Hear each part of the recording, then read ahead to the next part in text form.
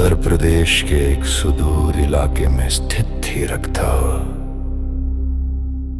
कहते हैं इस हवेली की बुनियाद में किसी जमाने में इंसानी बलि दी गई थी। गांव का कोई भी इंसान शाम ढलने के बाद इसकी परछाई तक से नहीं गुजरता था। लेकिन शहर से आए 3 दोस्त आकाश, नेहा और विक्की इस चुनौती को मजाक समझकर हवेली के अंदर दाखिल हो गए। जैसे ही उन्होंने हवेली के मुख्य हॉल में कदम रखा, बाहर से ताला लगने जैसी आवाज आई। विक्की ने दरवाजा पीटा, लेकिन वो पत्थर की दीवार जैसा सख्त हो चुका था। तभी हवेली के ऊपरी हिस्से से एक गूंजती हुई हंसी सुनाई दी। बहुत दिनों बाद ताजा खून आया है। गिरो मत बच्चों! सीढ़ियों के अंधेरे से एक शख्स बाहर निकला। वो पंडित दीनानाथ थे। माथे पर बड़ा सा भस्म का तिलक, गले में रुद्राक्ष और हाथ में एक प्राचीन तांबे का लोटा।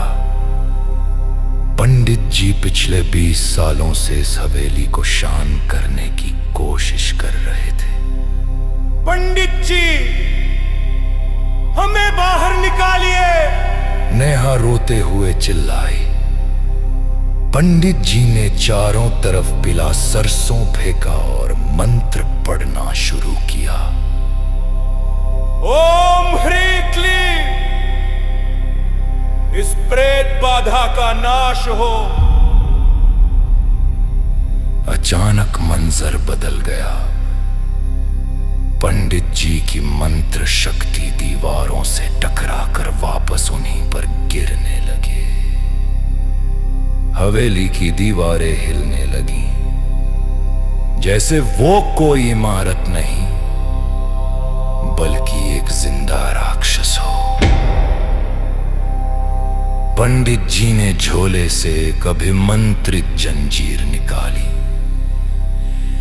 लेकिन जैसे ही उन्होंने उसे हवा में लहराया, वो जंजीर पंडित जी के ही गले में लिपट गई। कोई अदृश्य शक्ति पंडित जी को ऊपर की तरफ खींचने लगी।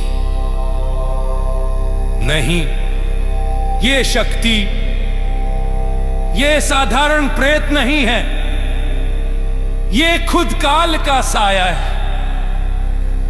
पंडित जी की आवाज घुटने लगी।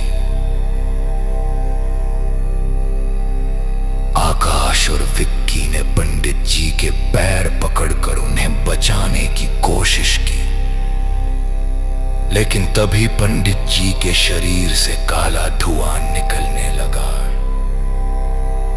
उनकी आंखें सफेद हो गई और उनका चेहरा किसी भयानक साये में बदल गया। हवेली ने पंडित जी की सारी मंत्र शक्ति सोख ली थी और अब वो पंडित जी के ही शरीर का इस्तेमाल उन्हें मारने के लिए कर रही थी। पंडित जी, अब यहां से कोई नहीं जाएगा। पंडित की आहुति हो गई, अब तुम्हारी बारी है।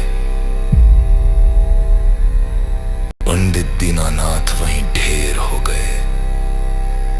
उनकी रुद्राक्ष की माला बिखर गई और हर मोती एक छोटे बिच्छू में बदल गया।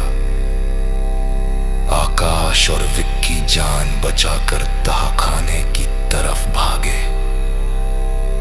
वहां उन्होंने देखा कि नेहा पहले से ही एक खंभे से बंधी हुई थी, लेकिन नेहा का चेहरा गायब था। उसकी जगह सिर्फ एक गहरा गड्ढा था।